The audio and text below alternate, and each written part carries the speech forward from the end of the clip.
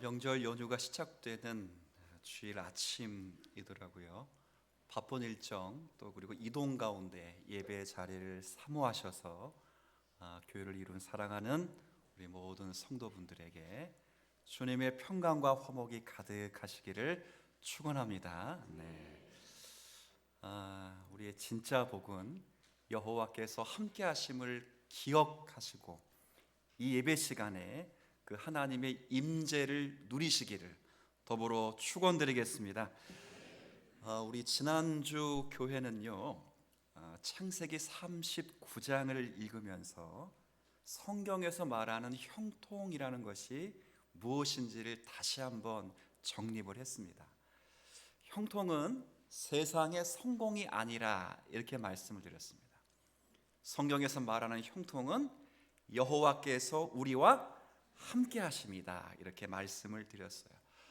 더 정확히 말하면 형통이란 하나님의 계획이 나를 통해서 진행되고 완성되기까지 하나님이 나와 함께 하시는 것. 두 글자로 뭐라고요? 형통입니다. 하나님의 원대한 계획이 있으세요. 그 계획이 각자의 구속사적 은혜를 누리며 살아가는 저와 여러분을 통해 이루어지시기까지 우리를 보호하시고 인도하시기 위하여 나와 함께 하시는 것, 그게 뭐라고요? 형통입니다.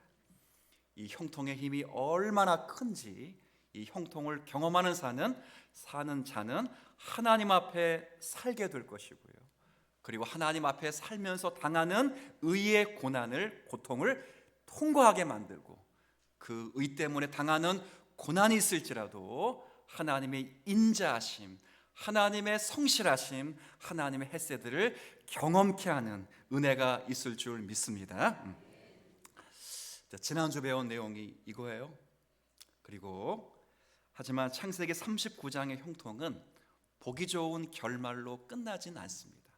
노예의 신분에서 감옥 안으로 들어가고 감옥에서도 형통을 누렸지만 요셉은 더 깊은 곳으로 내려갑니다. 바로 그 내려감이, 그 다음이 잊혀지는 거예요. 잊혀지는 거. 오늘 40장은 바로 그 장면입니다. 전체적인 내용의 핵심 줄거리는 이렇습니다. 사람은 잊어도 하나님은 반드시 기억하신다. 이거예요, 이거. 자, 이 주제를 가지고 오늘 표면적인 40장의 내용을 간단하게 말하면 요셉이 감옥에서 만난 두 사람의 꿈을 해석해주는 그런 내용입니다.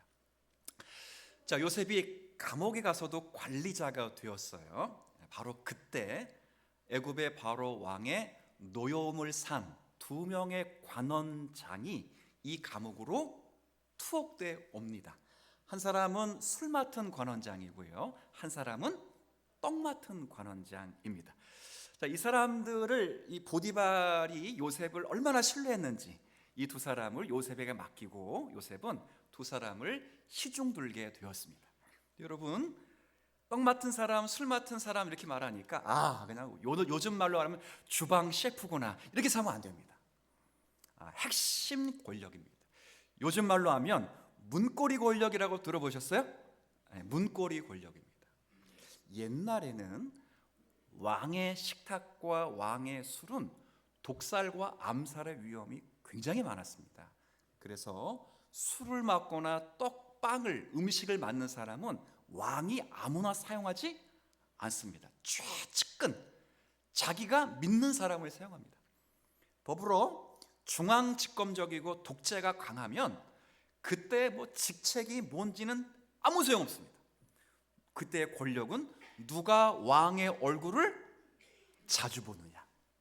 여러분, 느헤미야의 직업도 뭐였어요? 술 맡은 관원이었습니다. 그만큼 왕이 신뢰하는 자리였습니다. 이 둘을 요셉이 맡고 있는 어느 날 두 사람이 각각 한날에 한 밤에 꿈을 꿉니다. 근데 요셉의 이야기에서 꿈 이야기는 단순히 잠재의식이 밖으로 표출되는 것이 아니라 하나님께서 이루시고자 하시는 계획들을 계시하시는 것이라 이렇게 말씀을 드렸어요. 근데 이 바로의 이 두 사람의 관원이 꿈을 꾸는데 문제는 꿈을 꿨지만 뭐 하는 사람이 없다고요? 해석해 주는 사람이 없는 거예요. 요셉이 아침에 두 사람을 만나러 갔는데 얼굴에 근심이 가득한 것을 보았습니다.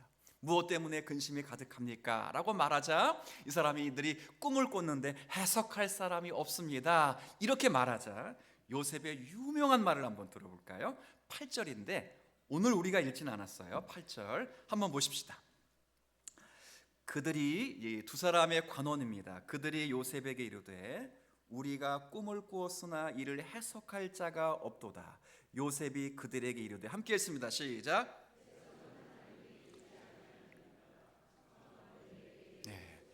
아주 유명한 고백입니다. 해석은 누구에게 있다고요? 여러분 제가 지난주일 것 같아요. 요게 너무 궁금했어요. 우리는 그냥 하나님의 해석은 하나님께 있다 이렇게 말하지만 이거 관용구거든요. 관용구. 유대인들이 자주 쓰는 관용구입니다. 그래서 유대인들은 이걸 어떤 의미로 사용하느냐를 알기 위해서 유대인 가운데 개종하신 분이 주석한 창세기를 보니까 꿈은 누가 해석한다고? 해석은 누구에게 있다고요? 이 말의 이야기는 하나님은 지금도 말씀하십니다. 자, 제가 앞에 하면 뒤에 하시면 돼요. 죄송합니다. 꿈의 해석은 하나님께 있습니다. 시작. 아니 뒤에 하나님은 지금도 요셉의 신앙이 자포자기가 아니었어요. 요셉의 신앙이 끝났다 이렇게 말하지 않았던 거예요. 하나님의 함께 하심을 믿고 감옥 안에서도 지난주 배운 것처럼 하나님 뭘 더해주셨다고요? 인자하심, 헤세드를 더해주시니까 요셉은 거기서 절망하지 않고 하나님은 지금도 뭐 하신 하나님? 이런 하나님이 저와 여러분의 하나님이신 줄 믿으셔야 돼요. 말씀하신다. 희망이 다 꺾인 절망의 자리에서도 누구라도 포기해야 될 그 인생의 시점에도 하나님은 언제나 지금도 말씀하시는 그 하나님. 그걸 요셉이 고백해. 신앙 고백입니다. 그리고 이 두 관원이 자기의 꿈을 이야기해 주는 거예요. 술 맡은 관원장은 길조입니다. 포도나무에 세 가지가 있는데 이 세 가지에 싹이 나고 잎이 나고 열매가 주렁주렁 맺혔어요. 마침 자기에게 바로의 잔이 있어서 그 열매를 잘 짜서 바로 왕에게 주었습니다. 요셉이 해석합니다. 세 가지는 며칠 두? 3일 뒤에 당신은 복직되고 사면되고 복직될 것입니다. 왜 하필 3일 뒤에요? 3일 뒤가 바로의 생일입니다. 바로의 생일날 사면도 이루어지고 처형도 이루어집니다. 이게 신약도 그래요. 여러분 세례 요한이 언제 죽었죠? 언제 순교하셨죠? 헤롯의 생일입니다. 지금은 대통령 생일이라고 사면하진 않아요. 광복절 뭐 이런 날이 있고 3.1절이 있지만 그 전통은 계속 내려오고 있습니다. 그날이에요, 그날. 자, 이제 떡 맡은 관원장이 자기에게도 이 길조일 거로 알고 막 이야기를 하는 거예요. 내 머리 위에 세 개의 바구니가 있는데 바구니에 다 빵이 김이 모락모락 나는 빵이 있었습니다. 근데 갑자기 맨 위에 있는 광주리에 새가 한 떠지 그 빵을 쪼아먹은 꿈을 꾼 거예요. 요셉이 해석합니다. 세 개의 광주리가 있는 것도 며칠이라고요? 3일인데 이 맨 윗광주리에 새가 쪼아먹는 것은 3일 후에 당신은 바로 왕에 의해서 처형을 당할 것입니다. 그리고 그의 시체는 당신의 시체는 새의 밥이 될 것입니다. 자, 잠깐 저 앞에 보세요. 여기서 중요한 신앙의 요점이 있습니다. 중요한 사실이 있어요. 중요한 사실. 여러분 같으면 떡 맡은 관원장에게는 솔직히 이야기를 한다, 안 한다? 안 할 수도 있어요. 근데 꿈의 해석은 누구에게 있다고요? 자, 요걸 바꿔 말해 보세요. 꿈의 해석은 하나님께 있습니다. 시작. 아니, 바꿔. 하나님은 지금도. 네. 여기 중요한 신앙적 원리가 있습니다. 하나님의 계시는 사람의 마음을 달래는 말이 결코 아닙니다.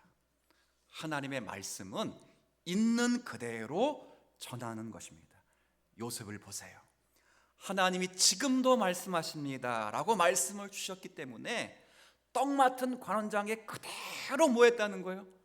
전했죠. 만약에 이것을 자신의 지혜로 했다면 절대 전하지 않았을 거예요. 전하는 본인도 괴롭고 듣는 사람도 괴로운 일이야. 이것은 하나님께서 뜻하신 바를 정확하게 알려주는 것이기 때문에 요셉은 가감하지 않습니다. 이 말씀은 오늘날 말씀 사역자들과 그 사역자들을 통해 듣는 성도들이 가져야 될 자세가 무엇인지를 분명하게 해주는 거예요. 요즘 시대는요, 설교할 때 듣는 자를 고려해야 된다는 이 가르침과 생각이 매우 풍부합니다. 물론 듣는 사람들을 고려해야 됩니다. 근데 문제는 그것이 우선순위는 아닙니다. 설교의 가장 우선순위는 하나님의 뜻의 정확성입니다. 그래서 하나님의 말씀을 전하는 시간에 농담할 수 없고요, 예라를 많이 들 수도 없습니다. 하나님의 뜻을 판명하게 전하는 시간조차도 부족하기 때문에 사역자들은 정확하게 전하기 위하여 열심히 연구하셔야 됩니다. 그래서 목사의 가장 큰 직무는 교사입니다. 교사예요. 제가 이 이야기를 드리냐면, 한때 듣는 자의 청중을 고려해야 된다는 생각 때문에 성도들에게, 교우들에게 죄에 대한 설교를 하지 말아야 됩니다 라는 이런 말들이 많았습니다. 왜냐하면 성도분들이 죄를 언급하는 설교를 사실 듣기가 어때요? 부담. 여러분, 제가 죄 설교하고 회개 설교하면요 다 얼굴이 굳으실 수 있어요. 근데 놀라운 건 저도 힘들어요. 저도 다 같이 힘든 거예요. 그래서 1980년, 90년 요때 미국에서 실용주의적 복음주의가 팽배할 때 우리나라의 백금상 목사님이라는 분이 쓰신 책에 보면 이때 수없이 많이 부흥하는 교회, 지금 그렇게 수만 명이 부흥했다가 문 닫은 교회 가운데 한 교회만 말씀드리면 수정교회라는 교회가 있습니다. 문을 닫았기 때문에 제가 이야기하는 거예요. 그런 교회를 포함해서 수없이 수만 명, 수천 명 막 부흥하는 교회의 설교의 핵심을 딱 간추려 보니까 세 가지를 안 하대요. 세 가지. 첫 번째, 뭐에 대한 설교를 안 해요? 죄에 대한 설교를 안 하대요. 두 번째, 죄에 대한 설교를 안 하니까 뭐에 대한 설교도 안 하겠어요? 그리스도의 피에 대한 설교도 안 하더래요. 세 번째, 그리고 헌금에 대한 설교를 안 하더래요. 물론 다 뒤에서 구제금으로 받고 다 기부금으로 받습니다.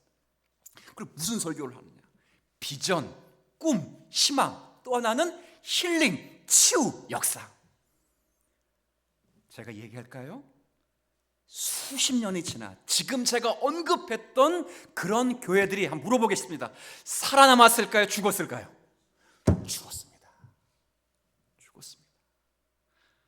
하나님이 존 파이퍼, 존 메가더, 팀 켈러 이런 분들을 지금 21세기에 세우셔서 다시 복음으로 돌아가 하나님 말씀을 가감없이 뜻을 정확하게 전하니까 미국의 교회가 다시 태동되는 은혜의 역사가 있는 줄 믿으십시오. 교회도 마찬가지입니다. 교회도 청중을 고려하는 건 굉장히 중요해요. 근데 하나님은 지금도 뭐 하시는 분이라고요? 말씀하시는 분입니다. 축복의 말씀은 하나님 우리를 사랑해서 하시는 말씀이고, 저주와 징계와 책망의 죄를 지적하는 말씀은 하나님 우리를 미워서 하시는 말씀이 아닙니다. 축복의 말씀이든 저주의 말씀이든 하나님이 저와 여러분의 영혼을 살리시기 위하여 하신 하나님의 살아계신 말씀인 줄 믿습니다. 신명기 27장 이걸 잘 보여줘요. 한번 강의할 때 말씀드렸잖아요. 이스라엘의 12지파를 정확하게 반을 나누어서 축복을 위하여 그리심 산에 세워놓고 저주를 위하여 에발산에 세웁니다. 모세가 그 중간에 서서 반포하죠. 여호와 율법의 말씀을 반포할 때 축복의 말씀을 전하면 모두가 다 뭐라고 한다고요? 아멘, 아멘, 아멘. 저주의 말씀을 하면 똑같이 아멘, 아멘, 아멘 똑같이 했어요. 왜 그렇게 했어요? 저주에 대하여 아멘하라는 게 아니라 저주를 선포하여 성도들이, 그 이스라엘 백성들이 그 자리에 이르지 않도록 하기 위하여 아멘, 아멘, 아멘 그렇게 하는 거예요. 여러분, 요셉의 핵심적인 이야기입니다.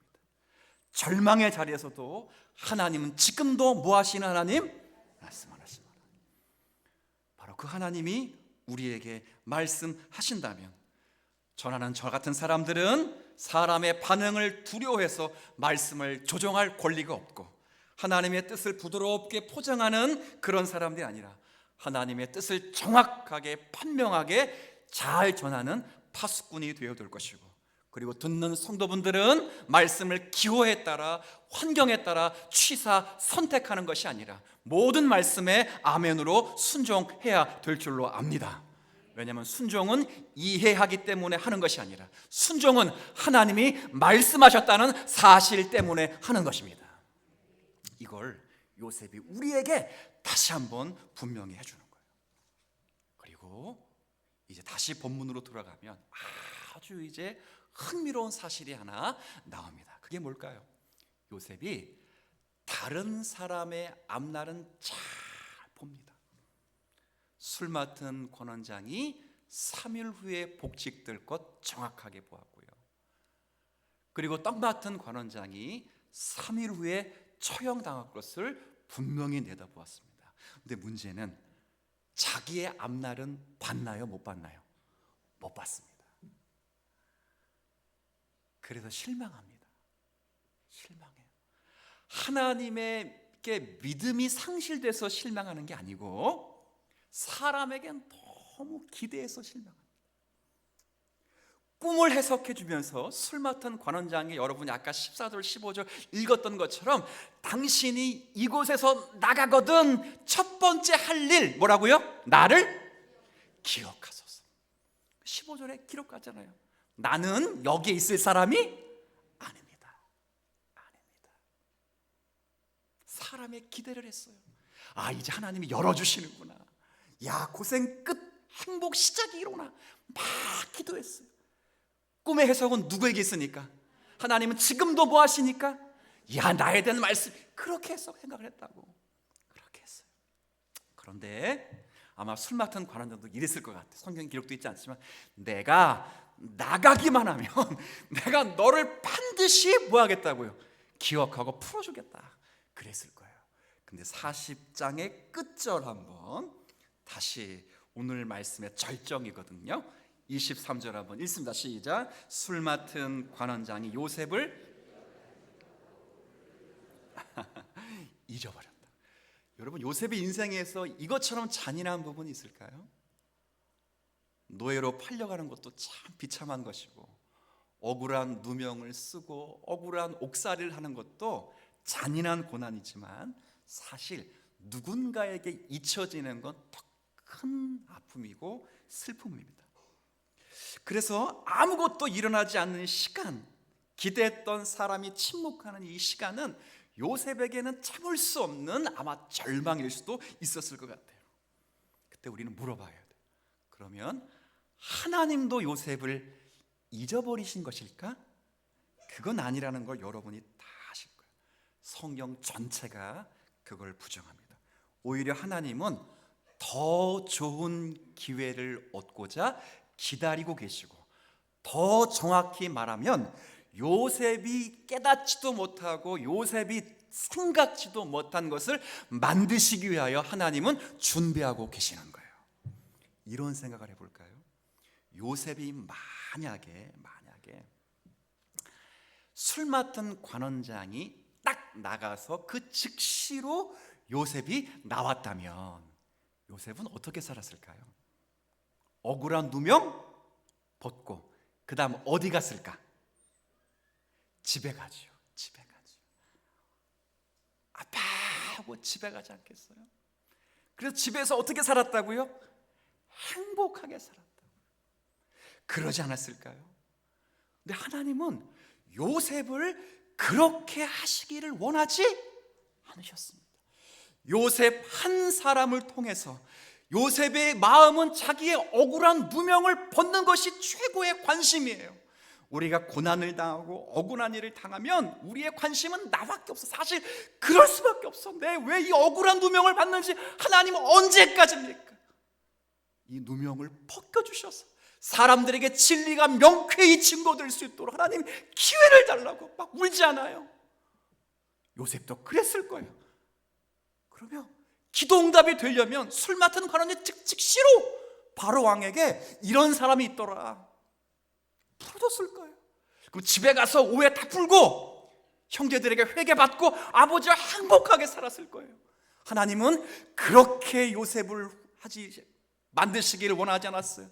요셉을 통해서 자기 백성을 구원하시고 요셉의 가족을 이집트 안으로 불러 이집트를 통해서 430년 동안 내 백성을 환하게 교회를 이루시기 위하여 하나님은 요셉을 연단시켜 주신 거예요.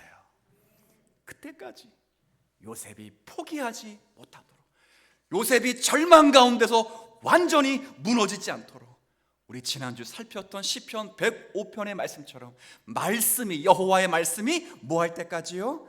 응할 때까지. 요셉이 영혼의 쇠사슬이 뚫고 들어와서 본인도 무너지고 어떻게 할지 알지 못한 그 순간에도 하나님은 그가 자폭하지 못하도록 그의 마음을 조정하시고 그를 격려하시고 그에게 인자하심을 더하셔서 하나님 말씀이 성취되기까지 하나님은 그를 빚어 가신 줄 믿습니다. 그때까지 하나님은 그를 잊지 않으셨다는 거예요. 그래서 질문을 바꿔야 돼요. 질문. 관원장이 잊어버린 게 아니고 누가 잊어버리게 하셨을까요? 하나님이십니다. 그 똑똑한 술 맡은 관원장의 머릿속에 지우개를 하나님이 발동시키셔가지고 싸그리 잊어버리게 했어요. 그가 배은망덕한 사람이기 때문에 그런 것은 아닙니다. 하나님이 잊게 하셨어요. 만 몇 년 동안, 41장 다음 주에 보겠지만 만 몇 년 동안? 2년 동안. 왜 그랬어요? 아까 간단하게 설명드렸지만 전에 해방되면 집에 갔을 거예요. 그리고 만 2년 전에 해방됐다면 이집트 역사를 공부했던 많은 신학자들의 구약 성경을 보니까 이때는 이집트의 왕조가 바뀐 지 얼마 안 됐대요. 그래서 이집트 왕조의 혼란기입니다. 왕조의 혼란기란 말은 피해 숙청이 매일 이루어지는 현장이라 그 말이에요. 그때 히브리 노예가 어느 감옥에서 풀려나서 어디로 갔다면 사람들이 그냥 두지 않고 요셉의 목숨도 위태로울 수 있었다는 거죠. 그러면 다시 한번 질문을 바꿔볼까요? 하나님이 요셉을 감옥에 방치한 것이 아니라 하나님이 요셉을 감옥에서 뭐 하신 거예요? 보호하신 것입니다. 보호하신 것이에요. 요셉에게는 잊혀진 시간처럼 보일지라도 하나님의 예민하신 주권적인 시각에서는 그 시간은 여러분이 잘 쓰는 것처럼 히든 타임, 숨겨진 시간, 보호하는 시간이에요. 하나님께서 바위 틈에 요셉을 숨기시고 당신의 전능하신 손길로 덮으시고 머리털 하나 상하지 않도록 하나님이 보호해 주신 거예요. 그게 하나님이 그렇게 하신 거예요. 제가 여러분들에게 이런 말씀이 있기에 제가 여러분에게 이렇게 권면할 수 있을 것 같아요. 여러분들이 하나님의 함께 하심을 믿고 정말 하나님의 계획이 여러분을 통해서 진행되고 완성되어 가도록 여러분과 함께 하신다는 사실을 확신하실 때, 그래서 하나님 앞에 살고 그것 때문에, 의 때문에 고난을 당할 때, 이런저런 오해, 이런저런 아픔 막 당할 때 사람들은 그거 가지고 너 왜 그 모양 그거냐, 왜 그거밖에 안 되냐, 기도했는데도 그 자리냐, 그렇게 말할 때 여러분들이 그들에게 이렇게 외치면 좋겠어요. 하나님이 나를 숨겨두신다. 지금 그 시간이에요. 유치한 비유지만 개구리가 도약하기 위해서 몸을 잠깐 잔뜩 끓이고 뭐예요? 움츠리듯이 점핑을 위하여 하나님이 그렇게 하시는 거예요. 정확하게 만 2년 후에 관원장에게 꿈을 주셨던 하나님이 이제 바로 왕에게 꿈을 주십니다. 놀라운 일이 벌어져요. 애굽의 가장 최강대국, 가장 똑똑한 나라에 그 꿈을 해석할 박사들이 아무도 없습니다. 오늘 읽었던 8절의 말씀, 꿈의 해석은 누구에게 있다고요? 무슨 뜻이라고? 하나님 지금도 바로를 통해 말씀하십니다. 꿈을 꾸게 하고 요셉을 통하여서 이제 해석을 하시는데 하게끔 하는데, 그때 술 맡은 관원장이 비로소 2년 만에 기억력이 치매가도 아닌데 그때 돌아오는 거야. 왕이시여, 제가 큰 죄를 지었습니다. 내가 이집트의 신으로 맹세한 것을 잊어버렸습니다. 저를 사하여 주옵소서. 자초지경을 잘 말합니다. 그러면서 바로가 요셉을 불러오는데, 이때는 천거를 위해 불려오는 게 아니라 총리가 되도록 예비하신 하나님의 은혜 가운데 불려오게 되는 거예요. 하나님의 섭리가 참 놀라워요. 언제 끝날까 그럴 때 하나님이 문을 여시는 것입니다. 제가 이 말씀 준비하면서 깨닫는 것 이거예요. 그런 면에서 하나님은 요셉을 한 번도 떠난 적이 없습니다. 이렇게 물어보고 싶네요. 믿으십니까? 하나님은 동일하게 여러분을 한 번도 떠난 적이 없습니다. 히브리 노예원, 히브리 사람들이 애굽에서 종살이 430년이 다 끝나갈 쯤 하나님이 출애굽기 3장에 보면 그들을 구원하시기 위하여 3장에 모세를 소명장으로 부르십니다. 소명장으로 부르시면서 모세에게 하신 말씀 가운데 내가 아브라함과 이삭 그리고 야곱에게 맺은 언약을 기억하여 너를 부른다고 했습니다. 그리고 그 다음 절에 뭐라고 했냐면 내가 내 백성의 고통을 분명히 보고 그들의 부르짖음을 듣고 그의 근심을 알았다라고 말합니다. 430년 동안 이스라엘 백성들은 하나님은 우리를 잊어버렸다, 우리를 기억하지 않았다라고 생각했지만 그 기간 동안 하나님은 그들을 보셨고 그들의 고통을 들으시고 그들을 분명히 알았다고 말하는 거예요. 그래서 기억하시고 준비하신 사람이 모세입니다. 여러분 생각을 해보세요. 200만 명이 가까이가 노예로 살았던 사람들이 칼 한 번 뽑지 않고 대강국 이집트를 뚫고 홍해를 갈라 나올 수 있는 민족이 어디 있습니까? 혹시 여러분 가운데 이게 신화일 수도 있겠다라고 생각하시는 분들에게 제가 분명히 말하지만 지금도 이집트 역사 기록에는 요셉과 모세와 홍해 사건이 기록되어 있습니다. 이건 제가 분명히 말할 수 있는 사건입니다. 전 세계 역사 가운데 칼 한 번 뽑지 않고 200만 명이 동시에 나라를 뒤집고 나올 수 있었던 나라는 없었습니다. 전에도 없었고 앞으로도 없을 거예요. 이게 가능한 건 하나님이 그들을 기억하시고 하나님이 그들을 구원하시기를 기뻐하셨기 때문이에요. 이게 우리가 믿는 하나님이십니다. 여러분, 우리가 그래서 잊혀진 시간처럼 느껴질 때가 참 많고요. 여러분들이 살아가면서 문이 열릴 것 같은데 닫히는 경우도 있기도 하고요. 사람들에게 기대했는데 기대했던 사람들에게 외면을 받는 순간도 있습니다. 그때 하나님은 그럼에도 우리를 기억하고 계신다는 사실로 위로를 얻기를 바랍니다. 신뢰하십시오. 의지하십시오.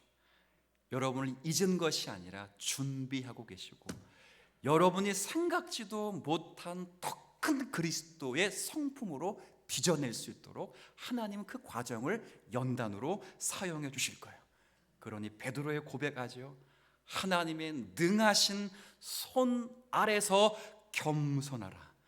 때가 되면 너희를 높이시리라. 하나님은 낮추시기도 하고 높이시기도 합니다. 높이시는 분은 바로도 아니고 술 맡은 관원장도 아닙니다. 하나님이 하십니다. 하나님의 시간 안에서 특별히 잊혀진 그 2년의 시간이 낭비가 되지 않도록 그곳에서 요셉의 지혜를 훈련시키고 요셉이 더 성숙하게 살아낼 수 있도록 은혜를 주시는 하나님이 저와 여러분의 하나님이신 줄 믿으십시오. 그리고 한 주간 살아내십시오. 형통의 근거로 가지십시오.